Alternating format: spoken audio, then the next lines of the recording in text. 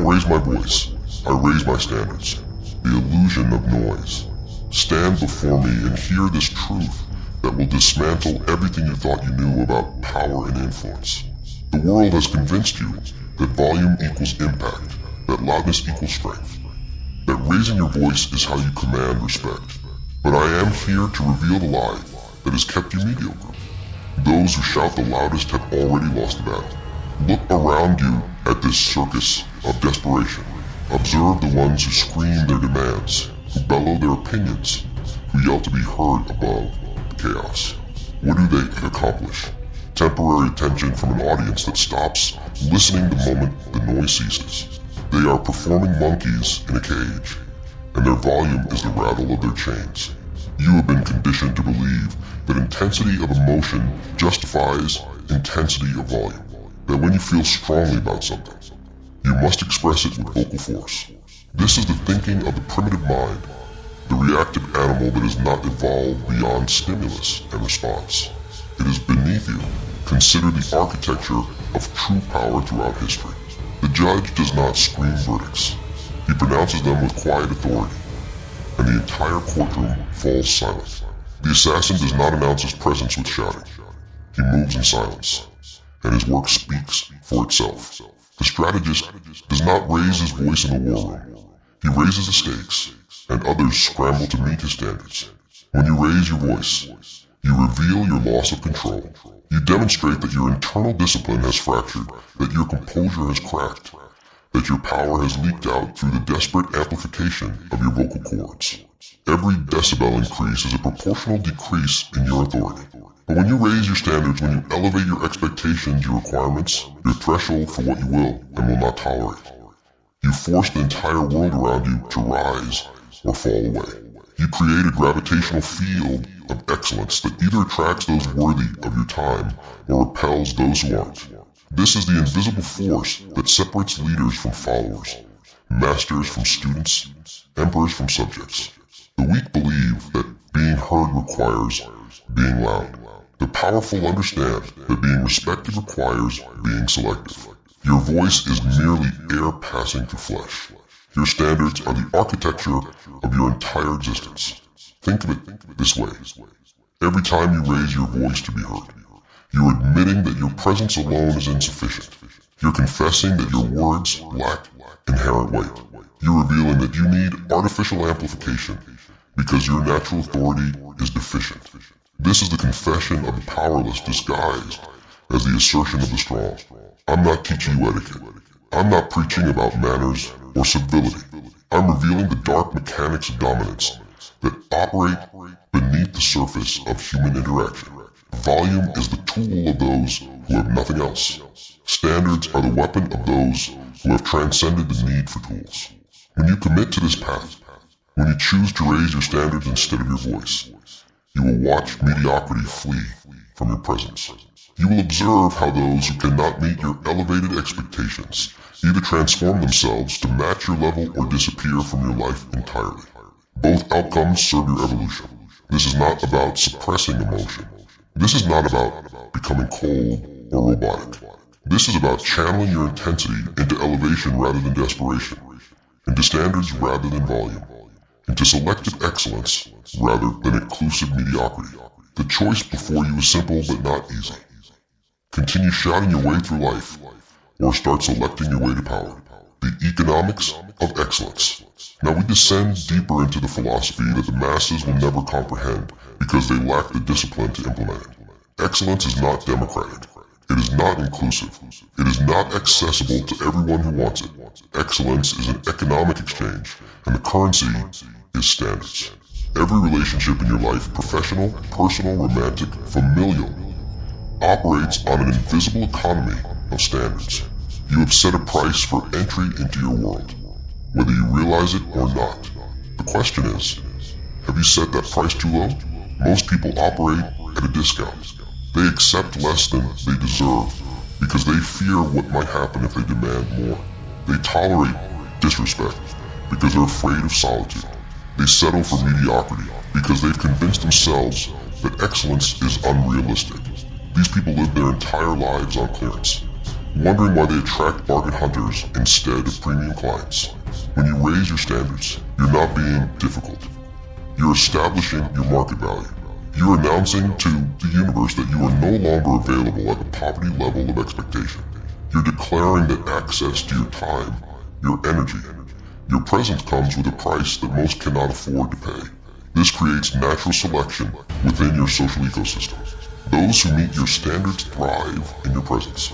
Those who cannot meet them are eliminated through the natural process of incompatibility. You're not rejecting them. They're disqualifying themselves by refusing to rise to your level. Watch how this operates in the realm of achievement. When you raise your standards for your own performance, you automatically separate yourself from the average. While others celebrate small wins and participation trophies, you're holding yourself to a benchmark that makes their accomplishments look like practice rounds. This isn't arrogance, this is awareness. You've recognized that excellence is not a personality trait or a lucky break. Excellence is a standard maintained so consistently that it becomes your baseline, your floor, your minimum acceptable threshold. What others call your ceiling becomes your foundation. The dark truth that nobody wants to acknowledge.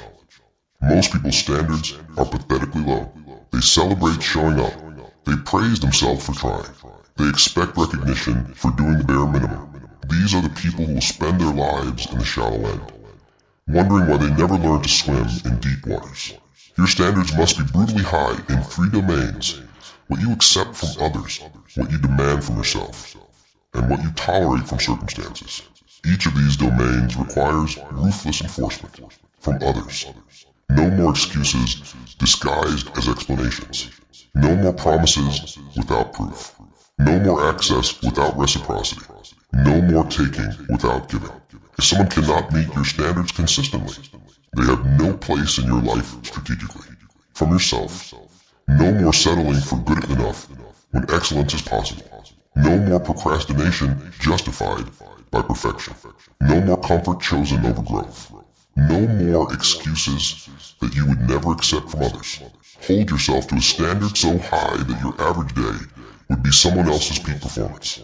From circumstances. No more accepting situations that diminish you. No more remaining in environments that stunt your growth. No more tolerating conditions that would be unacceptable if they happened to someone you respected. Your standards must extend to every element of your existence, from the quality of your surroundings to the caliber of your challenges. Here's where it gets uncomfortable. Raising your standards means losing people. It means walking away from relationships that no longer serve your evolution. It means abandoning comfort zones that have become cages. It means sacrifice in the present for superiority in the future. Most people aren't willing to pay this price. They'd rather maintain their mediocre connections than face the temporary isolation that comes with elevation. They'd rather keep their comfortable routines than endure the discomfort of transformation. They choose the known misery over the unknown mastery. But you, if you're truly ready for this path, you will embrace the loneliness that comes with high standards. You will learn to see solitude not as punishment, but as preparation. Every person who falls away because they cannot meet your standards creates space for someone who can. The economics are simple. Cheap prices attract cheap customers. High standards attract high-quality people. Your life will always be populated by individuals who match the level of excellence you demand. If your life is filled with mediocrity, examine your standards. The discipline of discernment. We have now arrived at the most critical distinction in this philosophy. The difference between judgment and discernment. Society has taught you that judging others is wrong, that discrimination is evil, that selection is unfair. This programming has made you vulnerable to every parasite time waster, an energy vampire who crosses your path. Discernment is not cruelty. It is intelligence. It is the ability to distinguish between what serves your evolution and what hinders it. It is the practice of evaluating everything and everyone against your standards and making ruthless decisions based on that evaluation. You have been trained to be inclusive, accepting, tolerant of everything and everyone. This training has destroyed your ability to protect yourself from toxic influence. You become a welcome mat for people who would never extend the same courtesy to you. This ends now. The practice of discernment requires that you evaluate three elements in every interaction: contribution, consistency, and cost. What does this person contribute to my evolution? How consistently do they meet my standards? What does maintaining this connection cost me in time, energy, and opportunity? If someone fails any of these three tests, they have disqualified themselves from continued access to your life. Not because they're bad people, but because they're incompatible with your standards. This is mathematics, not malice. Most people never develop this discipline because they confuse discernment with judgment, standards with snobbery, selection with cruelty. They allow guilt to override logic, emotion to trump strategy, fear of loneliness to compromise their criteria for companionship. But here's the wisdom that will set you free. You are not responsible for meeting everyone's expectations, but you are responsible for enforcing your own standards. You are not obligated to accommodate those who refuse to rise to your level. You are not required to dilute your excellence to make mediocrity feel comfortable. The discipline of discernment extends beyond people to every domain of your existence. The content you consume must meet your standards. If it doesn't educate, elevate, or inspire you, eliminate it. The environments you inhabit must reflect your values. If they diminish you, depart from them. The habits you maintain must serve your evolution. If they stagnate you, destroy them. This is where most people fail. They apply standards selectively, being rigorous in some areas while remaining reckless in others. They demand excellence at work, but tolerate toxicity at home. They maintain discipline in their diet, but consume poison through their relationships. Inconsistent standards produce inconsistent results. Your standards must be comprehensive and non-negotiable. There can be no exceptions, no special circumstances, no temporary compromises. The moment you make an exception, you've established that your standards are negotiable. And negotiable standards are not standards at all. They're preferences. Here's a test. If you wouldn't accept behavior, result, or standard from a stranger, don't accept it from yourself or anyone else. Your standards must be universal, applied equally to all circumstances and all people, including, especially yourself. The discipline of discernment also requires that you regularly audit your life. Examine your relationships. Who consistently drains you? Eliminate them. Examine your habits. Which ones no longer serve your evolution? Destroy them. Examine your beliefs. Which ones limit your potential? Replace them. This ongoing process of evaluation and elimination is what maintains high standards over time. Standards aren't static. They must rise as you rise, evolve as you evolve, strengthen as you strengthen.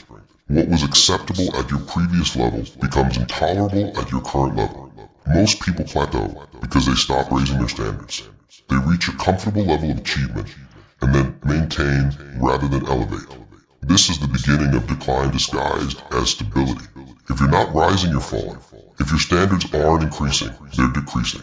The discipline of discernment is uncomfortable because it requires constant vigilance, regular elimination, and perpetual elevation. But this discomfort is the price of excellence, and it is a bargain compared to the cost of mediocrity. Before we proceed deeper into this transformation, understand this. What I'm teaching you isn't popular wisdom. It's powerful truth. The masses will reject these principles because they lack the courage to implement them. If you've made it this far, you're different. You're ready. You're willing. Prove it. Demonstrate your commitment to raising your standards by taking action right now. Like this video if you refuse to settle for mediocrity. Comment below with your commitment to excellence. Subscribe to this channel to continue receiving the dark wisdom that separates the powerful from the powerless. This is not a request, it's a test. Only those who act deserve what comes next. The architecture of authority. Welcome back to those who demonstrated their worthiness through action. Now we construct the framework that transforms elevated standards into undeniable authority. This is where philosophy becomes power, where principle becomes presence, where standards become supremacy. Authority is not given. It is taken by those who have established such uncompromising standards that others have no choice but to acknowledge their superiority. But here's what the masses misunderstand. Authority doesn't come from controlling others. It comes from such absolute control over yourself that others naturally defer to your discipline. When your standards are visibly higher than those around you, when your consistency is unbreakable, when your expectations are unmovable, you create a gravitational field of authority. People don't follow you because you command them. They follow because your standards have created a hierarchy where your position at the top is self-evident. This is the architecture of authority. Foundation of self-discipline. Walls of uncompromising standards. Roof of consistent excellence. Each element must be constructed with precision and maintained with vigilance. The foundation of self-discipline is where most would-be leaders crumble. They preach standards to others while failing to meet them themselves. They demand excellence from their team while producing mediocrity themselves. This hypocrisy destroys authority faster than any external attack. Your self-discipline must be visible and verifiable. Others must see that you hold yourself to the same, no higher, standards than you demand from them. They must witness your consistency even when nobody's watching. They must observe your commitment even when it's inconvenient. This is where you separate yourself from the pretenders who talk about standards but don't live them. Every promise you keep to yourself strengthens your authority.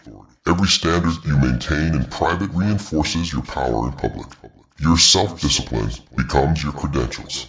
The walls, uncompromising standards, must be clearly defined and ruthlessly enforced. Ambiguous standards create confusion. Flexible standards create weakness. But crystal clear, movable standards create respect. Define your non-negotiables explicitly. What behaviors will you absolutely not tolerate? What results will you absolutely not accept? What standards will you absolutely not compromise?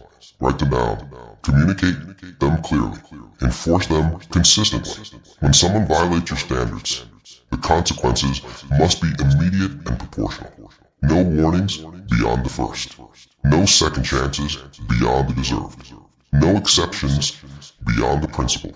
Your willingness to enforce your standards even when it's costly proves that they're real. The roof, consistent excellence, is what makes authority sustainable rather than temporary. Anyone can have a moment of brilliance.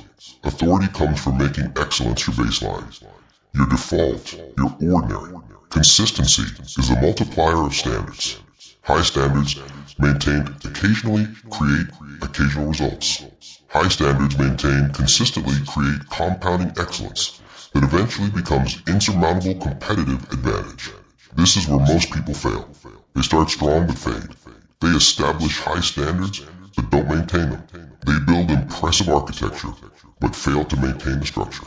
Authority requires that your excellence today matches or exceeds your excellence yesterday. Every single day. Now let's discuss how this architecture manifests in interpersonal dynamics. When you build true authority through standards and discipline, something remarkable happens. You stop needing to convince people of anything. Your track record speaks. Your consistency proves. Your results validate. You don't argue, you demonstrate. You don't defend, you deliver. You don't explain, you execute. This is the power of authority built on standards rather than volume. Your work does the talking that others waste breath attempting. People will test your authority. They will probe for weakness, search for inconsistency, look for exceptions they can exploit. These tests are inevitable and necessary. How you respond determines whether your authority strengthens or crumbles. The response is simple. Enforce your standards without emotion, explanation, or escalation. When someone violates a boundary, the consequence activates automatically. No anger necessary. No shouting required. No justification provided. The standard was clear. The violation occurred. The consequence follows. This mechanical enforcement of standards is far more powerful than emotional reactions. It demonstrates that your standards exist independent of your mood, your feelings, your circumstances. They are immutable laws of engagement with you, not preferences subject to negotiation. Watch how quickly this transforms every relationship in your life.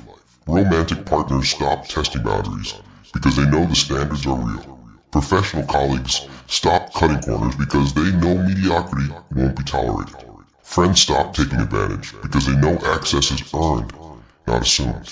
This isn't about being cold or unfeeling. This is about being clear and consistent. Emotional reactions to standards violations actually weaken your authority by suggesting that your standards are emotional rather than logical, personal rather than principled. The architecture of authority, once built, becomes self-maintaining. Your reputation precedes you. Your standards are known before you state them. Your expectations are assumed before you express them. This is when you've transcended from having authority to being authority. The elimination of compromise. Now we enter the darkest and most powerful territory of this philosophy. The complete elimination of compromise from your operational framework.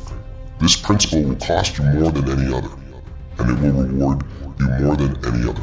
Compromise is celebrated in our society as wisdom, as maturity, as the mark of a reasonable person. But I'm here to reveal the hidden truth. Compromise is the slow suicide of excellence, the gradual descent into mediocrity, the voluntary abandonment of your standards for the temporary comfort of acceptance. Every time you compromise your standards, you communicate something to yourself and to the world, that your standards weren't really standards at all. They were suggestions. That your boundaries weren't really boundaries. They were preferences. That your word isn't really your word. It's negotiable based on circumstances. This communication destroys your power at its foundation. If you cannot trust yourself to maintain your own standards, how can anyone else trust you to maintain theirs? If you will compromise your principles for convenience, why would anyone believe in your consistency? The elimination of compromise begins with a brutal audit of your current life. Identify every area where you've compromised, every relationship where you've lowered your standards, every situation where you've accepted less than you deserve, every moment where you've negotiated away your non-negotiables. This audit will be painful. You will discover that much of your life has been built on compromises rather than convictions. You will realize that many of your relationships exist because you lowered your barriers rather than because others met your standards. This awareness is the beginning of transformation. Once you've identified these compromises, you face a choice. Recommit to your original standards and accept the consequences, or consciously choose to abandon those standards and stop pretending they exist. There is no middle ground. Either the standard is real or it isn't. Here's where most people falter. They fear the consequences of recommitting to their standards. They imagine the relationships that will end, the opportunities that will disappear, the comfort that will evaporate. So they choose to continue compromising while pretending they haven't. But you must understand this dark truth. The consequence of maintaining compromised standards is far more devastating than the consequence of enforcing uncompromised ones. A life built on compromises is a life lived in quiet desperation, perpetual dissatisfaction, and eventual regret. When you eliminate compromise, you will lose things. You will lose people who only had access to you because you compromise your standards. You will lose opportunities that required you to diminish yourself. You will lose comfort that came at the cost of your integrity. Good. These losses are not setbacks, they're clearings. Every compromise eliminated creates space for something aligned with your actual standards. Every person who leaves because you raised your expectations creates room for someone who meets them naturally. The elimination of compromise also means eliminating the language of compromise from your vocabulary. No more. No more will see. No more let me think about it, when you already know the answer. These phrases are the verbal manifestations of compromise standards. Your yes must mean yes. Your no must mean no. Your standards must be stated clearly and enforced immediately. Anything less than this clarity is compromise disguised as consideration. This extends to negotiations, both professional and personal. Enter every negotiation with your standards clearly defined and your walk-away point predetermined. Be willing to walk away from any deal, any relationship, any opportunity that requires you to compromise those standards. Most people negotiate from desperation, willing to compromise anything to close the deal. But when you negotiate from standards, willing to walk away from anything that doesn't meet your criteria, you transform the entire dynamic. Suddenly you're not selling, you're selecting. You're not pursuing, you're evaluating. You're not compromising, you're clarifying. This shift in positioning is where real power emerges. When others sense that you will not compromise, that your standards are genuine barriers rather than negotiating positions, they either rise to meet them or disqualify themselves. Either outcome serves you. The elimination of compromise requires daily practice. Every decision becomes an opportunity to either reinforce or undermine your standards. Choose the restaurant that meets your standards, even if others prefer something else. Maintain your schedule even when others want you to be flexible. Keep your word to yourself even when breaking it would be more convenient. These small, daily decisions compound into an uncompromising life. Each time you choose standards over compromise, you strengthen your resolve and clarify your identity. Each time you compromise for convenience, you weaken your foundation and muddy your purpose. The world will pressure you to compromise. It will call you inflexible, unreasonable, difficult. These labels are weapons used by those who benefit from your compromised standards. Ignore them. The opinion of those who don't meet your standards is irrelevant to your journey. Remember, compromise might make you popular, but standards will make you powerful. Compromise might make you likable, but standards will make you respected. Compromise might make you comfortable, but standards will make you exceptional. The choice is yours, but it must be absolute. There is no partial elimination of compromise. Either you commit fully to your standards, or you continue living a compromised existence. Choose power, the supremacy of self-governance. We have arrived at the culmination of this dark philosophical journey. But this is not an ending. It is a coronation. You are about to be crowned the supreme ruler of the only domain that truly matters, yourself. This is the final transformation from someone who has standards to someone who has standards embodied. Self-governance is the ultimate expression of raised standards. It is the ability to regulate every aspect of your existence according to your elevated criteria, without requiring external enforcement, without needing external validation, without seeking external permission. You become law unto yourself. Most people live their entire lives governed by external forces. They wake when alarm clocks command them. They work when employers schedule. They behave as society dictates. They achieve what others expect. They never realize that the keys to their cage have always been in their own pocket. But you, having traveled this far into the darkness of true power, you now understand that the only governance that matters is self-governance. The only authority that endures is self-authority. The only sovereignty that's real is sovereignty over yourself.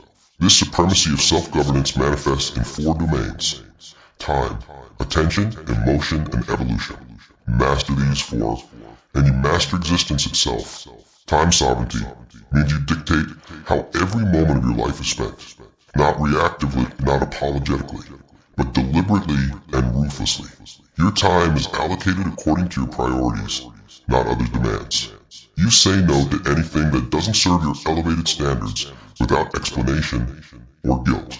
The masses are time slaves, giving away their hours to whoever asks loudest or needs most desperately. But you become a time dictator, ruthlessly guarding every minute and investing it only in activities that meet your standards for ROI. Return on investment, return on impact, return on intention. This means eliminating time vampires from your calendar. No more obligatory meetings that produce nothing. No more social obligations that drain without replenishing. No more activities chosen from guilt rather than alignment. Your time is the most finite resource you possess. Govern it like the precious currency it is. Attention sovereignty means you control what occupies your mental bandwidth. In a world designed to hijack your focus, maintaining attention sovereignty is an act of rebellion. You choose what you think about, what you obsess over, what you allow to penetrate your mental fortress. The masses have surrendered their attention to algorithms, advertisements, and anxiety. Their minds are occupied territories, conquered by external forces and exploited for profit. But you will maintain an independent mental state, allowing only thoughts and inputs that align with your elevated standards. This requires brutal information hygiene. Eliminate news that informs but doesn't empower. Abandon social media that entertains but doesn't educate. Stop consuming content that stimulates but doesn't strengthen. Your attention is sacred ground. Defend it with absolute authority. Emotional sovereignty means you govern your internal state regardless of external circumstances. This is not suppression. This is mastery. You feel deeply, but your feelings don't govern your actions.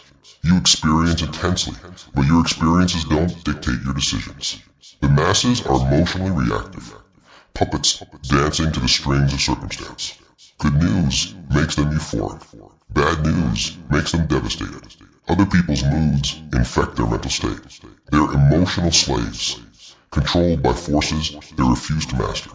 But you will develop such command over your emotional state that external chaos cannot disturb your internal calm. Circumstances will change, but your composure remains constant.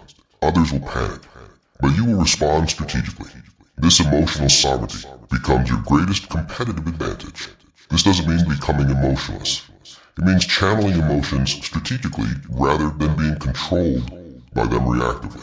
Anger becomes fuel for action rather than excuse for reaction. Fear becomes information rather than paralysis. Joy becomes energy rather than distraction. Evolution sovereignty means you dictate the direction and pace of your growth.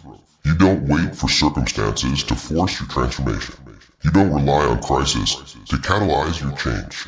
You proactively, relentlessly, systematically engineer your own evolution according to your elevated vision.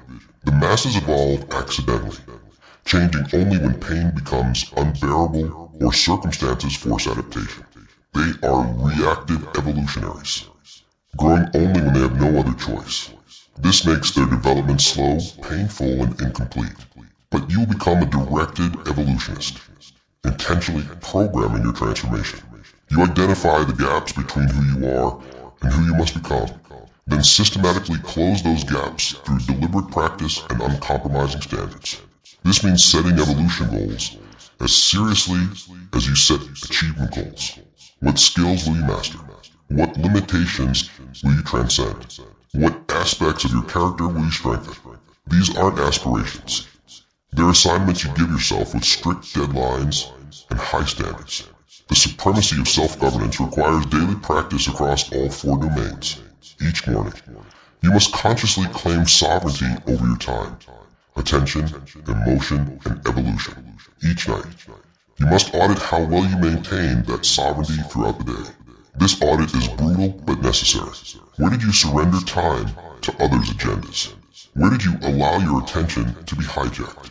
Where did emotions govern your actions? Where did you stagnate instead of evolve? These aren't failures. They're data points guiding tomorrow's governance. Over time, this daily practice compounds into absolute sovereignty.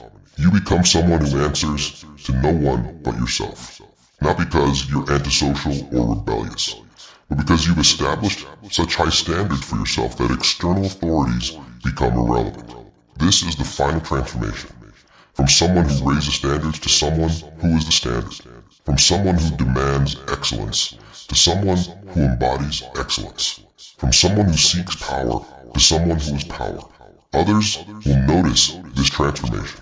They will sense that you operate by different rules, that you're governed by internal rather than external forces, that you possess a level of self-mastery they've never achieved. Some will admire you, others will resent you. Both responses confirm your sovereignty. But here's the truth that completes this journey. The supremacy of self-governance is not the destination. It's the beginning. Once you've mastered yourself, once you've established absolute standards, once you've achieved sovereignty over your existence, you face an even greater question. What will you build with this power? Your raised standards have eliminated the mediocre from your life. Your uncompromising principles have created space for the exceptional. Your self-governance has freed you from external control. Now you must decide what empire you will build, what legacy you will create, what difference you will make. The world is full of people seeking leaders who embody the standards they aspire to. You are no longer seeking. You have become what others seek. Your life is no longer an example of what's possible. It's proof of what's required. You don't raise your voice because you don't need to. Your standards speak louder than any shout. Your consistency proves more than any argument. Your excellence demonstrates more than any explanation. You become the living embodiment of uncompromising standards. the walking proof that elevation is possible, the breathing testament that sovereignty is achievable. Your transformation is complete. Your reign has begun. Govern wisely. Rule ruthlessly. Elevate relentlessly. The supremacy is yours. The sovereignty is earned. The standards are set. Now build your empire. Your coronation demands witnesses. If this wisdom has transformed how you see power, if you're ready to govern yourself with absolute standards, if you refuse to ever again raise your voice when you can raise your standards instead, then take your final vow. Like this video to seal your commitment to self-sovereignty. Comment below declaring your non-negotiable standards. Subscribe to this channel to continue receiving the dark wisdom that transforms followers into rulers. This is not merely engagement. This is your oath of allegiance to excellence. Only those who commit deserve the crown. The choice is yours. Choose supremacy.